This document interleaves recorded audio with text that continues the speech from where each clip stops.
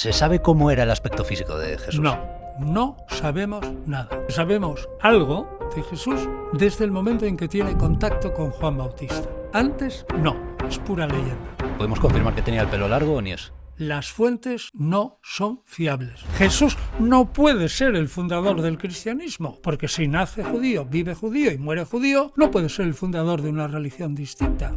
Y Jesús, sin duda alguna, es el fundamento del cristianismo, pero no el fundador. ¿Tenemos pruebas sólidas e históricas de que Jesús murió en la cruz? Verosímilmente, sí. ¿Cómo van a vender ese producto religioso de un hombre crucificado si eso no fue verdad?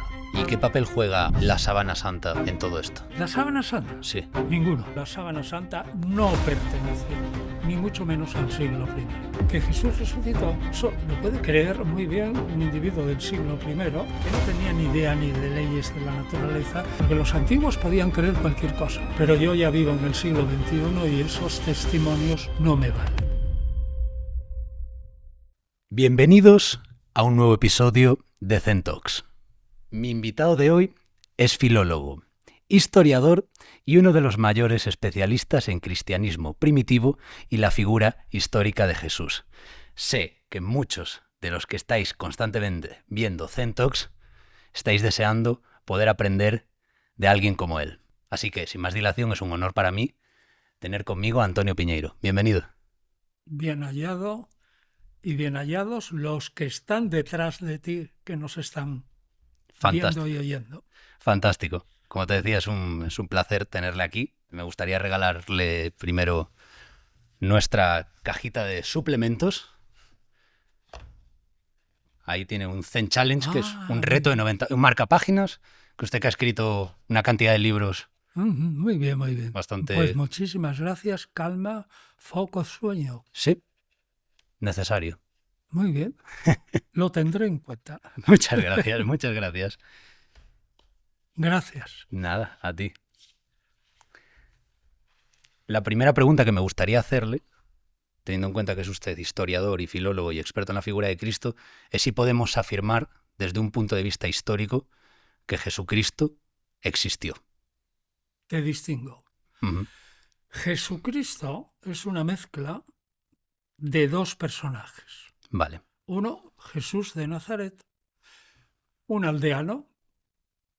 Sus metáforas son del campo sobre todo, por eso he dicho aldeano, aunque probablemente no tengo por qué negar que fuera un constructor o un empresario pequeñito de la madera. Y otro es Jesucristo. Ese primero, Jesús de Nazaret, no hay dificultad gruesa ni invencible en pensar que existió. Vale. Pero Jesucristo es una mezcla de dos personajes. Uno, ese Jesús de Nazaret, y otro es un personaje teológico, es una idea teológica, es el Cristo, el ungido, el Mesías. Por tanto, Jesucristo solo existe para aquellos que tienen fe. Los que no tengan fe dirán que es un personaje inexistente. Comprendo. Pero entonces Jesús de Nazaret como personaje distinto de Jesucristo. Vale. ¿Y podríamos decir que Jesús de Nazaret es uno de los personajes históricos más prominentes o más destacables de la historia? ¿O qué opina usted después de tantos años estudiando la figura de Jesucristo de Nazaret? Sí, yo sin duda alguna lo diría, distinguiría quizás entre el mundo oriental y el mundo occidental. Vale. Eliminaría también del mundo, entre el mundo oriental y occidental pondría el Islam. Uh-huh. Ciertamente Jesús de Nazaret tiene una cierta importancia en el Islam y hay bastantes escritos sobre Jesús en el Corán. Entonces, ahí tiene importancia. Pero en esa otra tercera parte del mundo muy poblada que es el mundo oriental, pues Jesús puede no significar nada.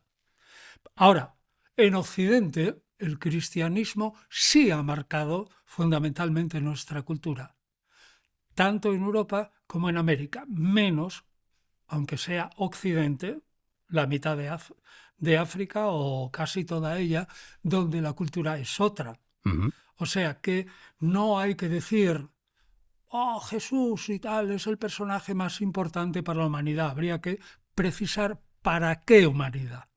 Porque para otras no significa nada, o poco. Vale, me ha gustado la respuesta. ¿Y cuáles serían, por ejemplo, las fuentes históricas más importantes para reconstruir la vida de ese Jesús del que estamos hablando? Sin duda alguna, los evangelios. Vale. Sin duda alguna. Pero ojo, los evangelios son o están escritos por gente que ya creen no solo en Jesús de Nazaret, sino en Jesús Cristo ungido Mesías. Es decir, tienen fe en él como el que vivió, murió y resucitó o fue resucitado por su Padre. Es decir, que tiene una mezcla de personaje histórico y una parte de personaje teológico. Entonces el personaje histórico Jesús de Nazaret es, sin duda, dejando aparte la teología, pues si no fuera por la teología, empezando por la predicación sobre todo de Pablo de Tarso, y en el mundo occidental Jesús de Nazaret no habría sido más que un rabino como otro cualquiera y no el más importante dentro del judaísmo. Es decir, que habría ocupado una página, yo diría, más pequeña dentro de la historia del judaísmo que el famoso rabino Hillel, por ejemplo. Vale, entiendo. ¿Y qué criterios, por ejemplo, utilizan los historiadores para saber si un dicho o un hecho sobre Jesús realmente tiene una evidencia histórica que sea rigurosa? Sí, esa es una pregunta muy difícil de responder porque se han ensayado 1000 sistemas y 1000 respuestas. Exagero, ¿no? Con lo de 1000, ¿no? Vale. Pues no tenemos una prueba apodíctica con cada hecho o dicho de Jesús de que proceda directamente de él. Siempre encontrarás en libros técnicos, es decir, en libros escritos por profesionales, sean creyentes o no, acerca de Jesús de Nazaret, siempre encontrarás un dicho con alguna problemática. Pero el conjunto de los dichos como tal, en sus temas principales, el arrepentimiento, ¿no? La llamada de Dios, la espera en el reino, la entrada en el reino por medio del arrepentimiento, o si quieres complementar también la segunda parte, qué significa el reino se sobreentiende de Dios, y qué es lo que va a pasar al final con cada individuo que obedezca o no obedezca a las normas, tanto interiores. Por ejemplo, quien no haya oído hablar de Moisés, que solo pensaban los judíos, ¿no? También, ¿no? Pero que obedecía a su conciencia interior, o aquel que, habiendo oyendo hablar de Moisés, no le hizo caso o no hizo caso tampoco a la ley interior, que según los judíos está grabada en el corazón, es la ley natural, luego, de mucha filosofía y filosofía del derecho también, la llamada la ley natural, aunque haya diversas opiniones sobre el contenido. Pues bien, en realidad, pruebas, tú me preguntas, pruebas estrictas de cada dicho de Jesús, ¿no? Sí. Sí, a ver si, pues mira, si ves los comentarios, es decir, un comentario es un libro histórico, técnico, filológico sobre las acciones y los dichos de Jesús. Y a veces son comentarios sobre un solo evangelio, y sobre un solo evangelio pueden ser 3 volúmenes, cada uno así de gordo. Y eso es un comentario. No hay dicho de Jesús, casi ninguno, que no haya sido puesto en duda por algún comentarista de prestigio. Pero el conjunto de algunos temas, como por ejemplo la llamada al arrepentimiento, como decíamos antes, ¿no? La preparación necesaria para el reino. ¿Qué es la entrada y en qué consiste ese reino? Las penas para aquellos que no hagan caso a la ley interior o a la llamada directa del reino. Todo eso es muy difícil de negar que sea histórico porque son temas que encajan perfectamente con el personaje al que se lo atribuyen en el siglo I, en Mediterráneo Oriental y en concreto en Israel. Es decir, aunque de un dicho o un hecho puedas discutir, y de hecho se discute, si este dicho en concreto o esta interpretación del dicho pueda ser discutida o no, el conjunto de los bloques importantes, ¿no?, que yo digo, el arrepentimiento, la entrada en el reino, en qué consiste el reino, ¿no? Y luego el futuro del ser humano, esos 5 bloques, ¿no? Todo ese conjunto es muy difícil que no sea histórico porque tendrías que romper todas las normas que tenemos nosotros de atestiguación de hechos en el mundo antiguo. Es decir, pluralidad de voces que dicen que el conjunto, no cada punto en concreto, ocurrió de una manera parecida a aquello como se nos ha transmitido. Y digo parecida porque cada punto en concreto, en la hora de interpretarlo, pues el reino de Dios según Jesús tenía estas características. Y vas a otro comentarista y resulta que puede decir las mismas, pero hace hincapié en otras que el primer comentarista no había mencionado, se olvida de alguna, ¿no?, o las interpreta de otra manera. En otra palabra, tenemos ciertamente en bloque, el bloque, una serie de nociones de lo que dijo Jesús que es difícil negar que sean históricas. Repito, si quieres, ¿no? Por ejemplo, el arrepentimiento, el cumplimiento de la ley de Moisés, el prepararse para la entrada, el reino, la retribución y el problema de aquellos de que no se comportan. Todo eso que son bloques. Tendríamos que ser historiadores radicalmente escépticos, vale, para negar que en bloque tienen parte de razón. Porque si fundamentamos nuestra negativa en bloque, probablemente tendríamos que rechazar muchas cosas, hechos y dichos de la historia antigua, por ejemplo, la más cercana a nosotros, de Grecia, Roma o Hispania antigua, que nos parece ridículo rechazar. Claro, comprendo. En Zen siempre estamos intentando mejorar y lo conseguimos. Hemos reformulado nuestros 3 productos, los que ya conocéis. Como veis, tienen un nuevo aspecto. ¿Y cuáles son los cambios? Pues que hemos hecho una fórmula basada en la última evidencia científica. Y además hemos contado con 2 profesionales, el doctor Borja Bandera y la doctora Isabel Belaustegui, para estas reformulaciones. Tienen doble de principio activo. Ahora, en vez de 30 cápsulas cada bote, son 60. Y además mantenemos el precio. Si te pillas el modo Zen, esto es lo que te va a llegar a casa.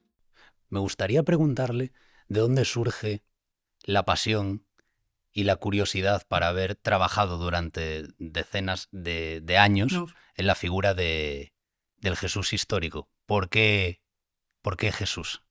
Sí, eso es una muy buena pregunta, porque yo en principio cuando hice la carrera de Filología Clásica y luego fui detrás de un profesor famoso en Salamanca, que es curioso de esos profesores que te arrastran. Ese profesor, Luis Gil Fernández, ya murió, es una pena. Su hermano, Juan Gil Fernández, no ha muerto, por suerte, es un gran latinista y forma parte, pues, de la Real Academia Española. Pues bien, este Luis Gil Fernández ejerció sobre mí, cuando yo hice la carrera en Salamanca de Filología Clásica, una atracción tal sobre cómo enfocaba el mundo clásico, o la poesía, o la historia, o la retórica, o la medicina. Él era experto en medicina en el mundo clásico, o el drama, es decir, la tragedia y la comedia, que yo me fui detrás de él, de Salamanca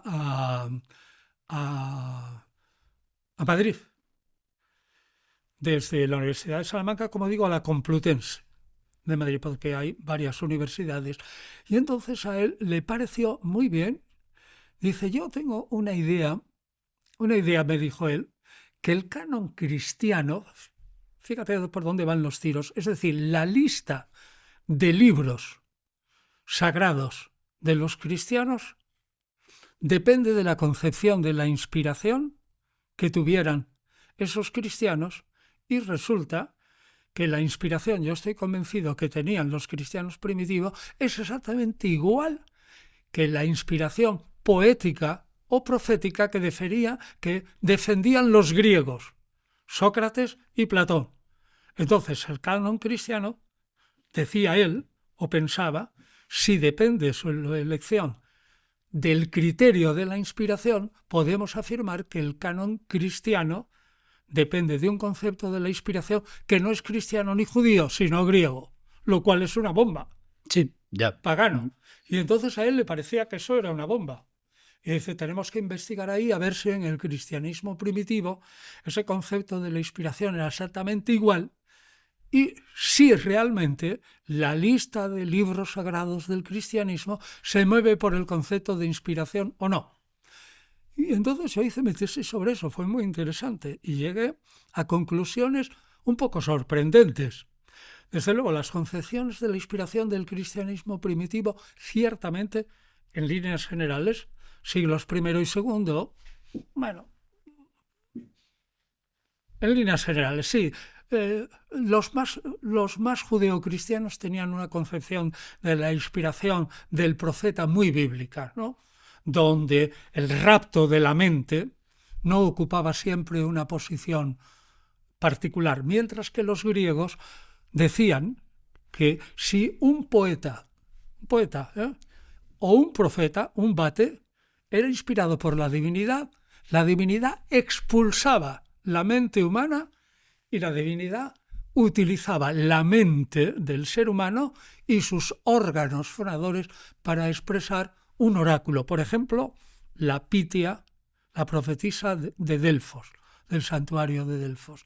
Dice, pues vamos a ver si el canon cristiano fue elegido, esa lista de libros, con una concepción de la inspiración que es griega y no judía, es decir, por lo tanto, no judeocristiana. Yo hice una investigación y llegué a la conclusión de que el supuesto era erróneo. Vale.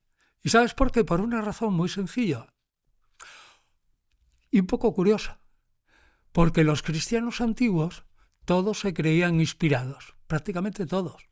Y todos en posesión del Espíritu antiguo, del Espíritu Santo. O sea, por lo menos los dirigentes. Sí. Entonces, si la inspiración por el Espíritu Santo hubiera sido el motivo de seleccionar un libro como sagrado, la lista de libros sagrados del Nuevo Testamento no serían 21 o 27 libros, sino que serían 27.000. Claro, muchísimos más. Una cosa inmensa, lo cual era imposible. Vale. Y luego llegué a la conclusión de que el criterio no era ese. ¿Sabes cuál era el criterio? Pues el criterio era fundamentalmente las distintas iglesias principales. Ten en cuenta que el canon, lista de libros sagrados, se forma entre el 150 y el 200, y en la zona entre Éfeso, Roma y Alejandría, es decir, ciudades con comunidades cristianas importantes y poderosas económicamente, porque la iglesia, si tiene dinero, es más poderosa, ¿no? Eso está claro. Pues entonces yo llegué a la conclusión de que la inspiración, como te decía antes, no había desempeñado un papel, sino curiosamente lo que desempeñaba un papel era, uno, si se pensaba que un escrito había sido, un texto, había sido compuesto o escrito por un seguidor inmediato de Jesús, por un apóstol. Para nosotros fuera verdad o no. Segundo, si ese escrito era tenido como tal, como sagrado, en diversas iglesias por diversos motivos, es decir, habían llegado a la misma conclusión independientemente. Y tercero, si era, si procedía de algún modo directo o indirecto de los apóstoles, por supuesto, y se puede añadir también si no decía burradas claras, es decir, tenía una cierta norma de la fe que era consensuada, aunque había variantes entre las distintas iglesias cristianas. O sea que la formación del canon fue algo más difícil. Y probablemente lo que ocurrió, fíjate qué cosa más curiosa, es que la iglesia o las iglesias de los siglos mediados del siglo II, el siglo II al principio, el siglo II al final y el siglo III al principio, pues tenía muchos cristianos que eran mercaderes. Y como había en el Mediterráneo oriental gran circuito de mercancías, por mar y por tierra, pues resulta que cuando un escrito se tenía en gran honor en una iglesia, otra iglesia se enteraba que tal escrito era tenido en gran honor por esa otra. Claro. Y se iban comunicando y los mercaderes llevaban un escrito sagrado, por ejemplo, de Alejandría a Éfeso y de Éfeso a Roma, y de Roma a las Galias o a Hispania, y se formaba una especie de consenso común. Y cuando un libro era leído en diversas iglesias importantes los domingos, pasado el tiempo, se pensó que donde había un consenso de esos libros y directa o indirectamente procedía o indirectamente de los apóstoles, esos libros eran sagrados. Es decir, que fue una especie de censo, ¿no?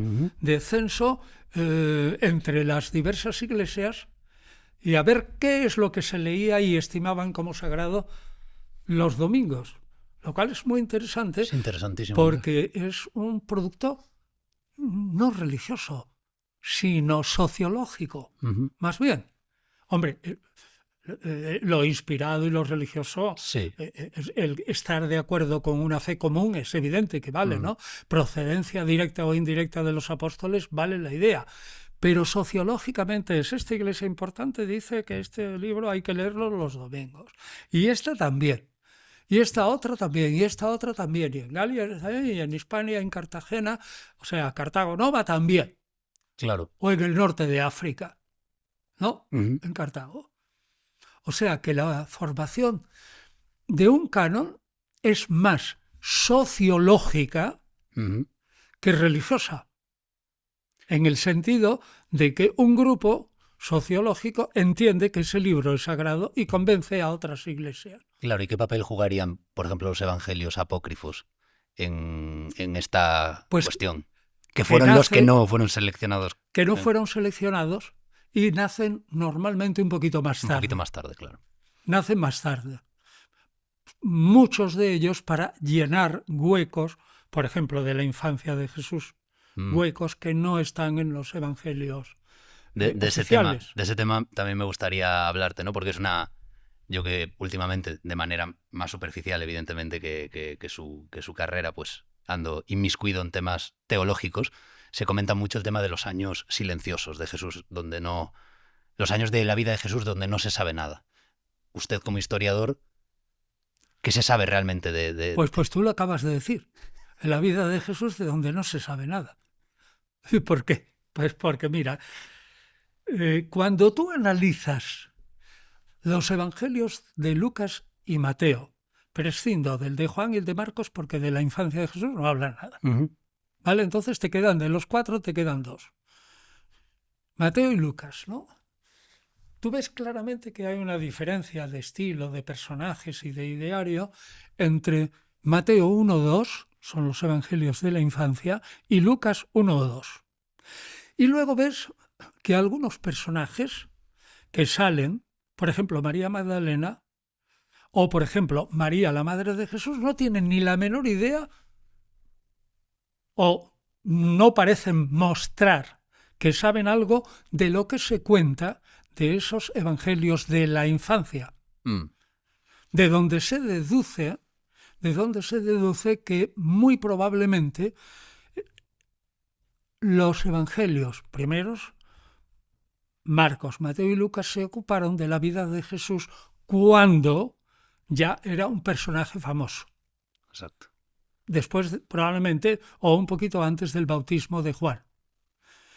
Y que luego más tarde, cuando la gente dijo, hombre, no se puede hacer una biografía de un personaje sin saber nada de la infancia, más tarde, a base de leyendas, lo que decían los viejos del lugar aquí, pues por ejemplo en Alejandría, allá en Éfeso, o ahí en Antioquía antes o luego en Roma, habían dicho, pues esto se dice de Jesús de pequeño y tal.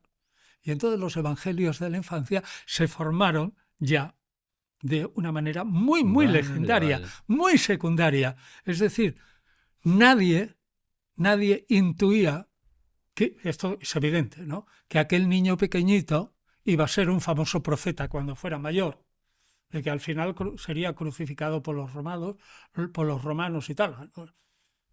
Pasó desapercibido. Entonces, cuando fue mayor y empezaron a escribirse sobre esa persona mayor, Jesús de Nazaret, en el momento en que ya se independizó de Juan Bautista, resulta que ¿quién sabía de lo que había ocurrido a lo mejor 60 años antes? Ni idea. ¿Y sabes lo que se hacía en el mundo antiguo? Que si no se sabía nada de un personaje famoso cuando fue mayor, se inventaba lo que fuera necesario de cuando era menor. Es decir, se hacían casos de numerosos cuentos y leyendas. Ya. Y ese es el. Por eso he dicho yo algunas veces que Mateo 1.2 y Lucas 1.2 son evangelios apócrifos. Pues son evangelios tardíos añadidos a Mateo y a Lucas, por lo que los evangelios apócrifos están dentro, en esos capítulos del Nuevo Testamento, lo cual es una sorpresa para algunos, ¿no? Sí, me acabo de enterar. Claro. Qué interesante todo esto. Claro, es que es un tema fascinante. Mirad esto, el antiguo bote de Zen y el nuevo. Y os preguntaréis, ¿cuál es la diferencia? Pues la diferencia es que el nuevo bote de Zen contiene 60 cápsulas en vez de 30, el doble de principio activo, y para esta nueva reformulación hemos contado con el doctor Borja Bandera y la doctora Isabel Belaustegui. Yo de vosotros le daría una oportunidad en zenlabs.com. Hay otra cosa también que me llama mucho la atención y es el aspecto de Jesús, porque últimamente, sobre todo en Internet, se debate mucho que si el aspecto de Jesús es tal y como lo conocemos a través de la iconografía de Occidente, o si era, algunos dicen que era incluso negro, otros dicen que era más moreno, otros dicen que estaba muy fuerte, otros... Se dice de todo. ¿Se sabe cómo era el aspecto físico de Jesús? No. Radicalmente no sabemos nada. Vale. Es decir, que sabemos algo de Jesús desde el momento en que tiene contacto con Juan Bautista. Antes, no. Es pura leyenda. ¿Podemos confirmar que tenía el pelo largo o ni eso? No todos los judíos tenían el pelo largo. Por ejemplo, los que iban a trabajar duro en el campo, el pelo largo les venía fatal, claro, en el verano y todo eso y tal, y preferían tenerlo corto. Eso pienso yo, claro. Lo he pensado muchas veces. Entonces, pues no lo sabemos. ¿Y sabes lo que puede decir o debe decir? Bueno, el teólogo que diga lo que quiera, pero el historiador o el filólogo lo primero que debe decir, de eso no tenemos ni idea. Sinceramente, ignoramos. Las fuentes no son fiables. Vale. Son tardías y probablemente legendarias. Luego, no lo sé. Y es lo mejor. Es decir, no lo sabemos. Claro, si no se sabe desde un punto de vista del estudio histórico, pues no puedes afirmar absolutamente nada, ni desmentir absolutamente. Hombre, yo creo que algunas cosas cuando aparecen motivos recurrentes. Vamos a ver, tú, si tienes un montón de libros sobre Jesús y comentarios sobre los evangelios, no habrá pasaje alguno de los evangelios que no tenga dudas históricas o que no te pongan alguna pega, ¿no? Pero hay también, sacando de eso los que son los bloques, ¿no? Pues Jesús predicó el arrepentimiento, Jesús era un predicador itinerante, predicó fundamentalmente sobre el reino de Dios, la concepción del reino de Dios, como no lo explicó nunca, tenía que ser entendida por la gente. Es lo mismo que si yo no explico, estoy dando un mitin político, pues no necesito explicar qué es la democracia, ¿no? Ahora, porque se sobreentiende, ¿no? Pues lo mismo Jesús no explicaba muchas cosas porque la gente lo daba por sabido. Pues bien, hay cosas, digamos, en Jesús que podemos reconstruir bien y hay otras cosas que no, que son un poco más dudosas. Entonces yo diría, no sé si me salto un poco ya la pregunta a mi propia mente, ¿no? Yo diría, ¿podemos trazar al menos las líneas generales de un Jesús adulto? ¿Qué es lo que predicaba y cuáles eran los bloques mentales, bloques de ideas mentales que tenía Jesús? Yo creo que sí. Primero que puedes decir es, por todo lo que sacas de los evangelios, y ya es decir bastante, este personaje fue judío, nació judío, vivió judío y murió judío. Ya sacas una conclusión. Si consideras que el cristianismo es una religión que nace después de Jesús, Jesús no puede ser el fundador del cristianismo, porque si nace judío, vive judío y muere judío, no puede ser el fundador de una religión distinta. Esa tendrá que haber surgido después de la muerte de Jesús. Y eso es una cosa que la gente no lo suele pensar.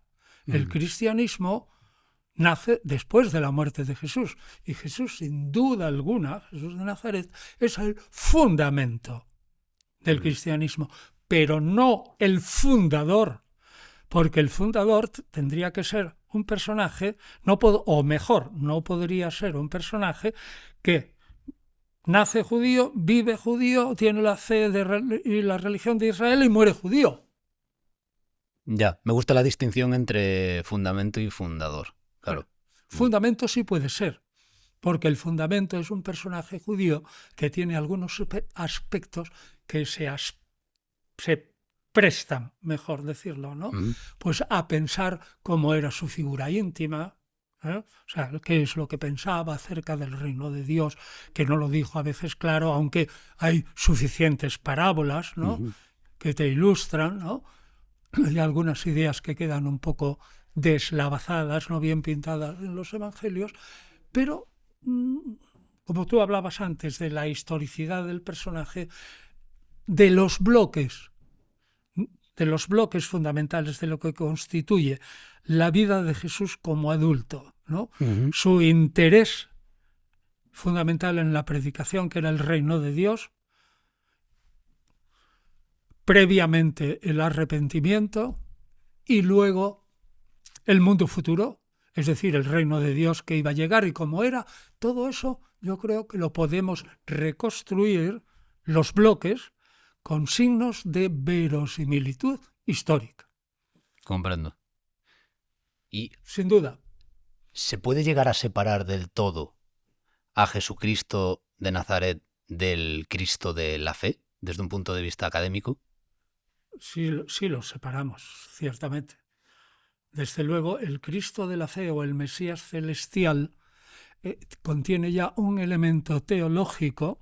Fíjate, te lo voy a decir por lo más, llamémosle, grueso. El elemento teológico del Cristo celestial proviene sobre todo de Pablo de Tarso, de San Pablo, el cual reinterpreta a Jesús a partir de los dos hechos que él considera fundamentales. Su muerte en pro de la salvación del pueblo judío, según Pablo, no según Jesús de Nazaret, porque eso en realidad tampoco lo sabemos, ¿no? Estrictamente, y luego su resurrección y las consecuencias de esa resurrección. Bueno, pues entonces una cosa es esos fundamentos del cristianismo elementales sobre Jesús, ética, moral y todo eso, y otra cosa es el cristianismo que luego sale, que diría que la base es Pablo, pero diría que no es toda, sino Pablo, fíjate, Pablo reinterpreta a Jesús y los seguidores de Pablo reinterpretan a Pablo de Tarso. Y el cristianismo se va formando lentamente, no digamos con todas sus dogmas, en un lapso por lo menos de 400 años, como poco. Vale. Va evolucionando y se va formando lentamente como un castillo de dogmas, ¿no? O una construcción, eso, casi 400 o 500 años. Entonces, por eso decía yo antes que Jesús es el fundamento del cristianismo, pero no el fundador. Lo vuelvo a repetir, ¿no? Para que quede así muy claro y porque hemos explicitado por qué. Uh-huh. Pues porque Pablo, el cristianismo es esto, una pieza, Jesús. Pablo reinterpreta a Jesús. Los seguidores de Jesús, de Pablo, reinterpretan a Pablo. Y otros seguidores de los seguidores de Pablo reinterpretan a esos seguidores. O sea que tenemos 4 o 5 estadios, que es lo que corresponde a más o menos 100 años, 200, 300 o 400 años, que es lo que necesita el cristianismo para transformarse como en un castillo de ideas claras, dogmáticas. Un dogma bastante claro, que empieza ciertamente con el credo de Nicea, pero que se complementa más de 100 años más tarde. Nicea 321, 325, Calcedonia. Calcedonia es un barrio de Constantinopla. Y el credo nuestro es credo niceno constantinopolitano, es decir, el credo de Nicea, más lo que se añadió o se confirmó desde el año 325, concilio de Nicea, credo niceno, hasta el año 451, credo niceno constantinopolitano. Entonces ya sí que tenemos una estructura dogmática muy clara. Pero estamos a finales del siglo V. Bueno, a finales no, a mediados del siglo V, para no exagerar. Me gustaría entrar en el tema de la muerte y la resurrección de Jesús, entendiendo que son cosas distintas y entendiendo que usted lo enfoca desde un punto de vista histórico. O sea, ¿cuál es la prueba más sólida? ¿Tenemos pruebas sólidas e históricas de que Jesús murió en la cruz? Verosímilmente, sí, porque los evangelios, creo que si no estuvieran, o los evangelistas estuvieran totalmente convencidos de que Jesús murió en la cruz, ¿cómo van a vender a un Salvador del mundo en el Mediterráneo oriental? 40 años después de la muerte de Jesús, cuando ya empiezan a formarse los evangelios, empezando por Marcos, ¿cómo van a vender ese producto religioso de un hombre crucificado si eso no fue verdad? Ya. Es que es imposible vender eso, porque sí, es tipo marketing, la verdad. La cruz no se podía vender, salvo que la sublimaras, la interpretaras teológicamente, ¿no? Y le dieras un aura maravillosa, ¿no? Uh-huh. Pues si no, ¿qué vas a hacer en el Mediterráneo oriental predicando la salvación? En un judío, ya, griegos y romanos decían, un judío, ¿no? Y encima crucificado. Dios, eso es imposible. Eso es imposible. Ya. Es decir, hace falta una creencia profundísima en que esa cruz es un designio divino, que el personaje que muere en esa cruz es un tipo súper especial y que después de la cruz viene la resurrección y que aquel que crea en la muerte y en la resurrección participará de esa resurrección también. Y en esa resurrección, claro, la idea de la tumba vacía, ¿no? es un elemento muy potente en el cristianismo desde un punto de vista histórico. Bueno, es probabilísimamente la tumba vacía es una leyenda posterior. Ajá.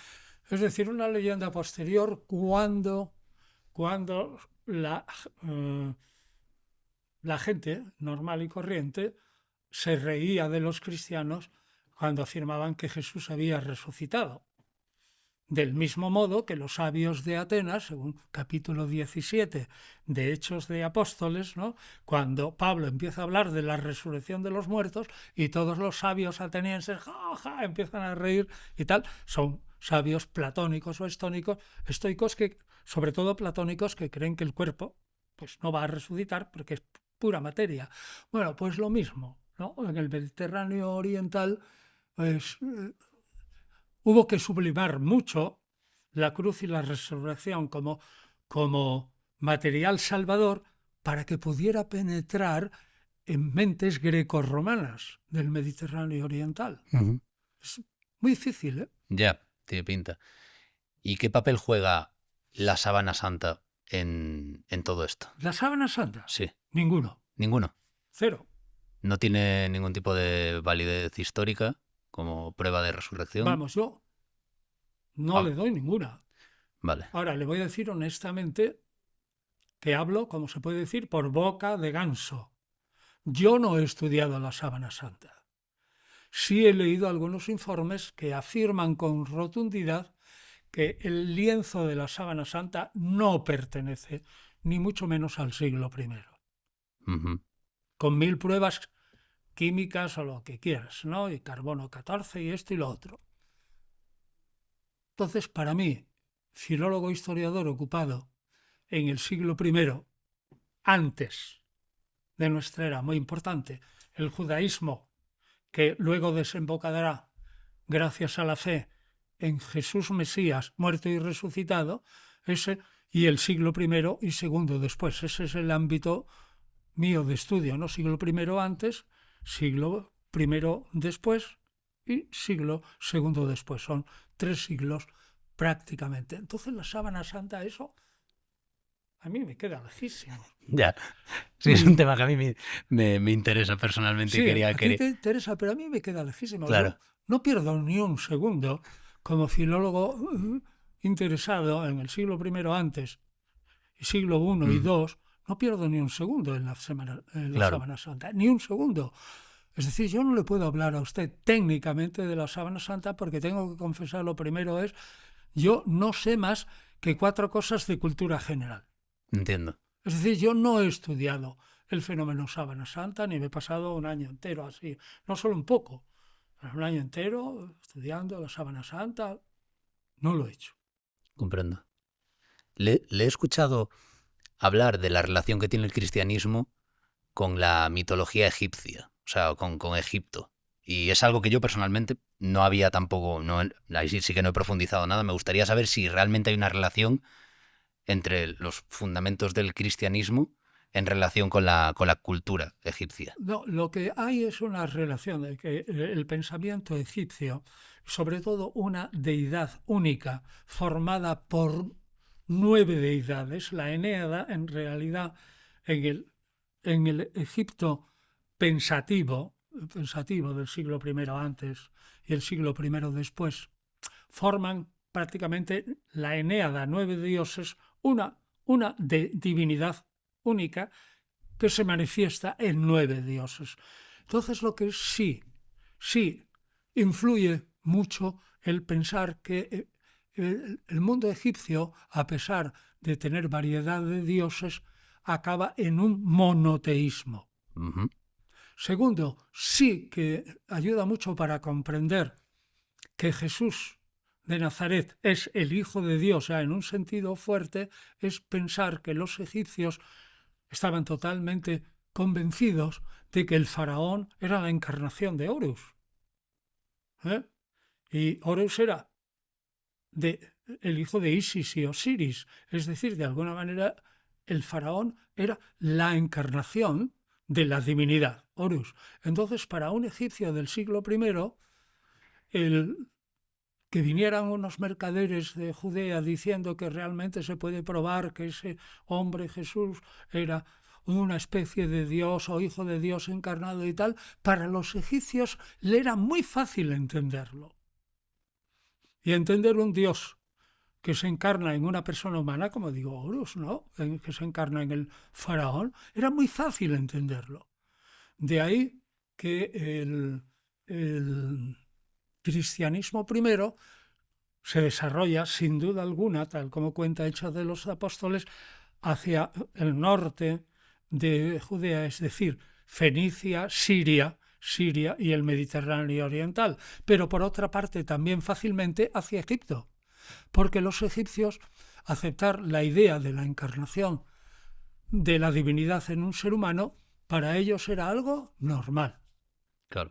Entonces no tenían nada más que sustituir a ese Horus por Jesús, Ya, Dios encarnado. entiendo. ¿Y qué opina usted, como historiador o personalmente, es indiferente en este caso, del argumento de los hechos mínimos, que creo que es de William Lane Craig, que habla como un poco de la posibilidad de creer en Jesús por los hechos históricos que ya están aceptados como por muchos historiadores? O sea, me imagino que conoces ese argumento incluso mejor que yo. ¿Qué opina? ¿No? O sea, pues desde la perspectiva de William Lane Craig, él sugiere, es como un argumento teísta que justifica la existencia de Jesús como Dios, utilizando, digamos, todos estos pequeños detalles históricos que los historiadores confirman sobre Jesús, sobre los evangelios, y como que partiendo de ese argumento se podría justificar la existencia de, ya no de Jesús de Nazaret como Jesús de Nazaret, sino como el Cristo de la fe. Sí. Pues que a mí no me convence nada de eso, vamos, en absoluto nada, y soy un decidido antipartidario de ese tipo de argumentos. Vale. Es decir, yo no creo en ese tipo de argumentos. Un filólogo no puede, digamos, emplear su tiempo como filólogo e historiador en temas fundamentales para pensar la divinidad de Jesús, como es su resurrección, por sí mismo o por obra del Padre. Claro. En realidad es primero por obra del Padre y luego se piensa que es por sí mismo, ¿no? Bueno, pues eso un filólogo lo único que puede hacer es decir, yo constato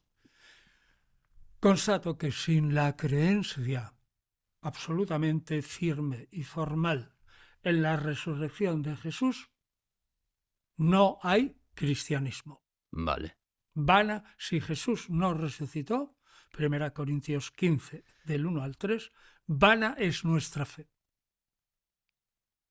Por lo tanto, tenemos que creer por fe que Jesús resucitó. Ahora, que Jesús resucitó, eso lo puede creer muy bien un individuo del siglo I, que no tenía ni idea ni de leyes de la naturaleza, que pensaba perfectamente que Dios podía detener el curso del sol, cualquier cosa más extrema, en contra de la naturaleza lo podría hacer Dios. Pero eso hoy día ya no tiene validez alguna. Comprendo. No entra dentro de nuestra mentalidad muy racionalista y muy historicista a la vez. Es decir, ahora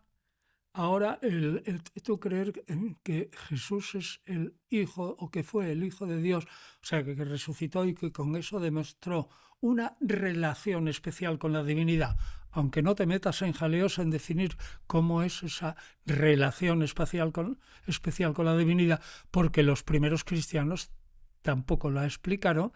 Bueno, pues eso es una cuestión de fe. Y si eres un escéptico convencido de que la resurrección es imposible, si estrictamente alguien está muerto, no si tiene un estado cataléptico,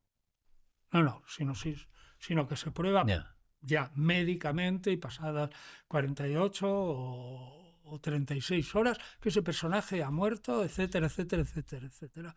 Si ya no crees en esa resurrección, pues ahora pues tampoco crees en que se resucitará en el pasado cuando piensas que en el pasado era gente crédula.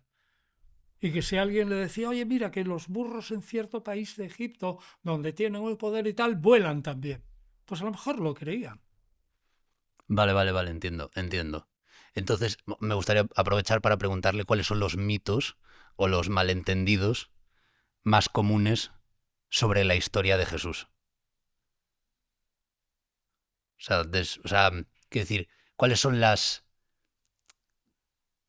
los mitos o leyendas que la gente en general da por hecho sobre ese Jesús histórico que usted ha estudiado? Es decir, que usted... Bueno, lo fundamental es creer que el Jesús histórico, y la gente da por hecho, los creyentes, es que tiene una concepción sobrenatural. Es decir, la Virgen María queda embarazada, así como dice exactamente Lucas, en 1:37, por obra del Espíritu Santo, ¿no? Y que ese Jesús que nace es realmente Dios con nosotros. Im Manu, con nosotros, Él. Él es lo mismo que Elohim o Alá. Lo mismo, ¿no? Él con una distinta vocalización. Dios con nosotros. Bueno, pues eso es un acto de fe. Entonces, yo no sé, o lo crees o no lo crees, pues porque tienes un espíritu religioso y porque crees que esa tradición transmitida por testigos, como afirman, ¿no?, los evangelios y Hechos de Apóstoles, por testigos de la resurrección, y prestas tu fe a esos testigos porque estarían dispuestos a dar su vida en defensa de que ellos habían visto a Jesús resucitado, eso lo tomas como un testimonio histórico y dices, Jesús resucitó. Y entonces, si resucitó, ya mi fe no es vana, porque tiene lo fundamental, que es Jesús murió en la cruz y resucitó. El hecho salvífico que perdona los pecados de la humanidad y reconstituye el lazo del Creador con su criatura, ya no son enemigos y tal, y entonces pues creo en eso. Pero ya tienes que partir ya de la base de que tú aceptas de que la resurrección es un hecho posible, como seas un escéptico radical y un médico, sobre todo si eres médico, más escéptico todavía, y dices que la resurrección es imposible. Normalmente, si eres escéptico, lo retroproyectas al pasado y dice, la gente del pasado se creía que hasta los burros volaban, ¿no? O que pues Josué podía detener el tránsito del sol. Porque los antiguos podían creer cualquier cosa. Pero yo ya vivo en el siglo XXI y esos testimonios no me valen. Y como soy un radical escéptico, dirá, no, y no creo ni en la resurrección ni en nada de eso, pues esos testimonios de hace 2000 años, cuando parece que la gente no tenía ni idea de las leyes de la naturaleza y pensaban que cualquier cosa extraña contra la naturaleza podría ocurrir si Dios quisiera, pues ya entonces digo, bueno, creencias de gente de hace 2000 años son muy bien respetables para ese momento, pero que con la evolución de la humanidad, y sobre todo la evolución de la mente humana en Occidente, ¿no?, y del escepticismo, el materialismo, si quieres, o el espiritualismo semimaterial, o el empirismo de Occidente, pues yo no puedo creer en esas cosas. Y entonces, claro, se forma ya a partir del siglo XVIII, antes con los teístas ingleses, que lo único que decían eran se puede demostrar por la razón la existencia de Dios y nada más. El resto de la Iglesia, Jesús, Jesucristo y todo eso, no lo creían. Pero ahora ni esos siquiera tampoco. No puedo decir si Dios... Soy un filósofo adepto de Baruch Spinoza, ¿no? Y digo, no, todo el universo, toda esa constelación inmensa de no sé, galaxias y galaxias, todo ese universo inmenso, esa es la divinidad, aquello que subsiste por sí mismo desde toda la eternidad, que puede haberse comprimido y luego explotar y luego volver y comprimirse y luego explotar en un sinfín de Big Bounce, no Bang, Big Bang, sino Big Bounce, escrito bounce, que ida y vuelta, Big Bounce, ida y vuelta, ¿no? Bueno, eso es una manera de pensar la naturaleza, pero los que piensan así piensan en una naturaleza al modo del filósofo Baruch Spinoza, ¿no?, familia española, pasa por... le echan de España porque es judío, pasa a Portugal, le echan a su familia. El de Portugal le echan también, la familia se va a Ámsterdam y allí es donde nace ya Baruch Spinoza, aunque su Biblia está en español. Y leía español y todo eso y tal, pero ya su lengua era el holandés. Bueno, pues entonces ese sí ya construye la idea de que todo el universo, también pensado por los antiguos, sin duda alguna, todo el universo es la divinidad. Con lo cual es curioso, porque tienes que pensar en contra de lo que piensa la filosofía en general occidental, que Dios es eterno, sí, inteligente, sí, pero que es extenso y por lo tanto está sujeto a cambios y movimiento. La mente racionalista, escolástica, filósofa racionalista desde la Edad Media rechaza ese argumento. Dios no puede ser ni extenso ni cambiar, porque entonces no sería Dios infinito. Claro, es inmutable, ¿no? Es la... Bueno, sin embargo viene Spinoza y afirma lo contrario, ¿no? Baruch Spinoza, ¿no? Dios es inteligente, eterno, pero extenso. Ya. Bueno, acaba de ser increíble esta respuesta y creo que has resuelto más o menos una duda que quería pues presentarle a continuación, pero es una duda que yo he tenido desde que me encontré con su trabajo. Y he pensado, para alguien cuya fe o cuyo conocimiento de Cristo haya sido por un encuentro con Él, el llegar a conocer todo lo que usted ha conocido y estudiado de la figura histórica de Jesucristo de Nazaret, puede complementar su fe, ponerla en crisis o ambas. Pierdes la fe. Ajá. ¿Sí? Ni fomenta la fe, ni la conserva, ni nada, la pierdes. O sea, me resulta hiper llamativo que claro, que alguien como Jesús, el Jesús más, digamos, más religioso, más de fe, haya como permeado, ¿no?, en las mentes de muchos de nosotros, pero alguien como usted haya dedicado gran parte de su vida a estudiar la figura histórica, ¿no?, de ese Jesucristo de Nazaret, y que de alguna manera se separe tanto, ¿no? Sí, ¿y sabes por qué? Pues esto es un producto del estudio. Cuando a lo largo de la carrera y después de la carrera empiezas a estudiar como una parte de la literatura judía, que es lo que a mí me interesaba, por mi tesis y por la dirección de Luis Gil Fernández. Es que Luis Gil Fernández me podría haber dado otro tema de tesis y yo, como un pequeñajo todavía dentro de la universidad, pues lo podría haber aceptado, ¿no? Pero él me metió por ahí. Bueno, pues entonces lo que yo pensé y lo que cambió radicalmente es cuando tuve que estudiar, fíjese lo que le digo, los apócrifos del Antiguo Testamento. Ojo, no los del Nuevo. Los del Nuevo es el Jesucito ese que coge el barro, ¿no?, y forma pajaritos y luego los tira así y vuelan los pajaritos. No. Los apócrifos del Antiguo Testamento, algunos son muy antiguos, del 300 a.C., es decir, literatura judía, salvo algunos, anterior a Jesús.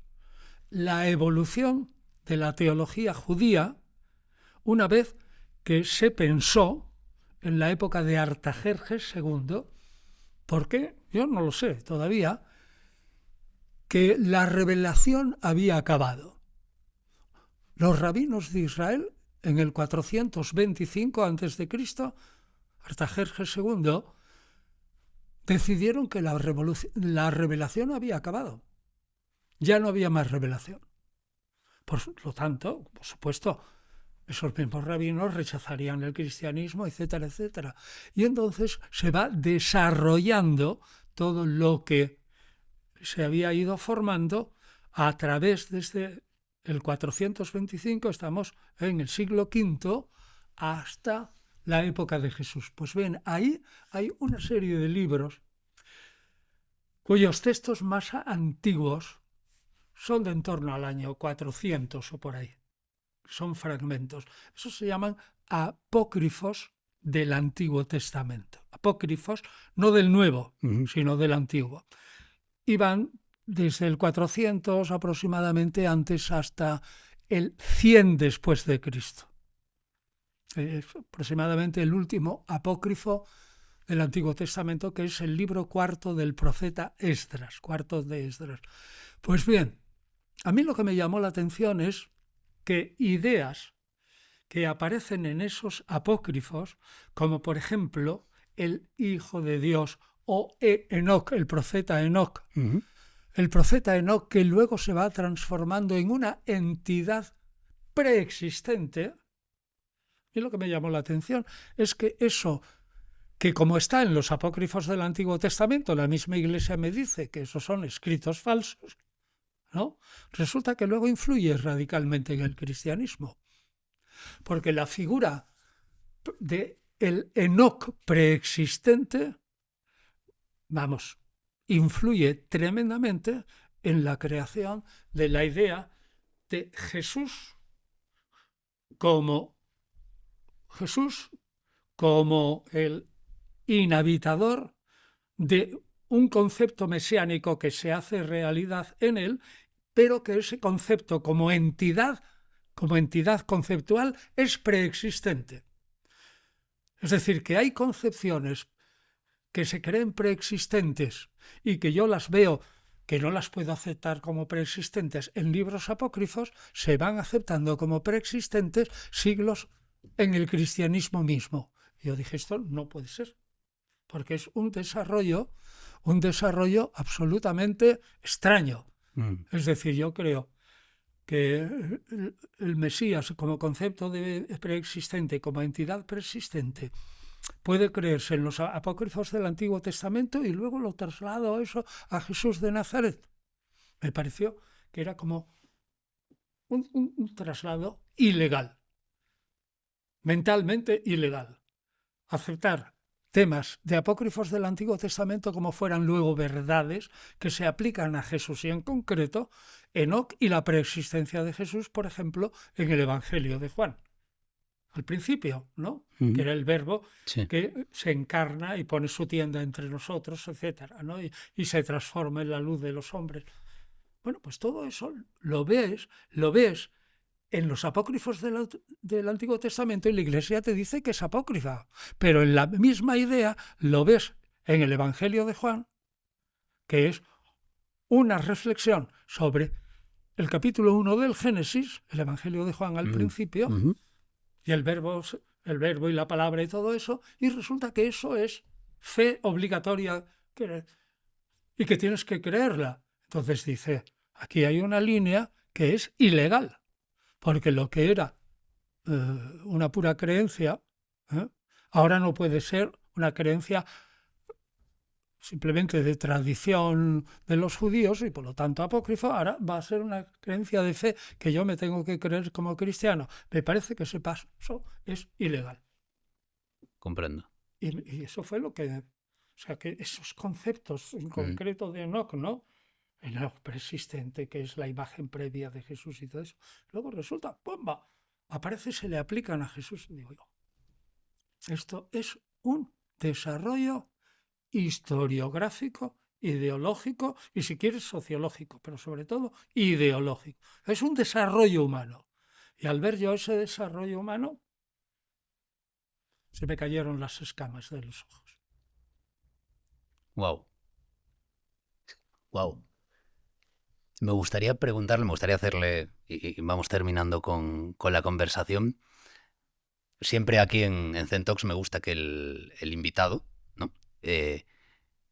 Tenga como también la oportunidad de dar algo más personal, ¿no? Sobre todo un perfil tan académico como el suyo. Me gustaría preguntarle, después de todo lo que ha aprendido a lo largo de la vida, todo lo que ha estudiado, todo lo que ha escrito, habiendo profundizado en la figura de Jesús de Nazaret, entre otras cosas, a mí me interesan los temas de la trascendencia. Entonces me gustaría preguntarle qué opina usted personalmente de lo que pueda existir una vez la carne llegue a su fin, una vez terminemos en este mundo. Mi opinión personal es Baruch Spinoza igual. Yo estoy muy influido por la filosofía de Spinoza. Lo admito claramente. Pues yo creo que me transformaré, si antes de ser concebido pues eran partículas que estaban en el universo, pues antes de ser concebido yo no era nada, serían partículas que estaban allí. Y luego, pues después, cuando muera, pues me transformaré en partículas que seguirán en el universo, como partículas que no sé si por haber, o a lo mejor es una pretensión muy orgullosa del ser humano, que por haber sido partículas que han constituido una inteligencia humana y bla, bla, bla, y un ser humano, van a ser una partícula especial. Pues no lo sé. O se confundirán con otras partículas del universo. El fin de la Tierra es evidente que llegará en cuanto se enfríe el Sol, ¿no? Vamos a suponer que pueda existir la Tierra lo mismo que el Sol. El Sol tiene, se calcula, unos 5.000 millones de años, ¿no? Aproximadamente de vida, ¿no? Pero llegará un momento en que se acabará, ¿no? Entonces, vamos a suponer que la vida sigue, pues la Tierra se acabará, se congelará y se acabará. Entonces, todo se transformará otra vez en ese polvo estelar, ¿no? No, la Tierra también puede explotar, yo qué sé. Bueno, pues yo lo que me imagino es que ojalá yo me transforme en alguna partícula que por haber sido hombre, haber sido consciente, tenga conciencia de ser una partícula pensante de algún modo. Ajá, sí. Una hipótesis. ¿Le preocupa o le da un poco...? No me preocupa, porque lo que sea será. Así. También es cierto. Que desaparezco y me transformo en partículas no pensantes. Como ya me habré muerto... Pues, sí, ya no pensarás. Pues no tendré la conciencia. Yo soy consciente como un individuo terrenal, ¿no? Yo no sé qué conciencia tendrá una partícula de un cuerpo de mi abuelo, ¿no? Que esté flotando por ahí en el universo, pues no tengo ni idea. Entonces tampoco me lo planteo mucho, pues porque lo único que de verdad que me da un poco de angustia, y eso yo creo que le pasa a mucha gente, es que a mí me entierren vivo. ¿Sí? No le gusta esa idea. La idea de que te entierren vivo, no es horrible.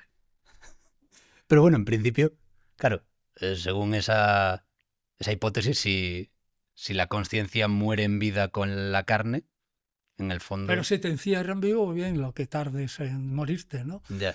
Pero bueno, solo la idea me pone... Lo entiendo, lo comprendo.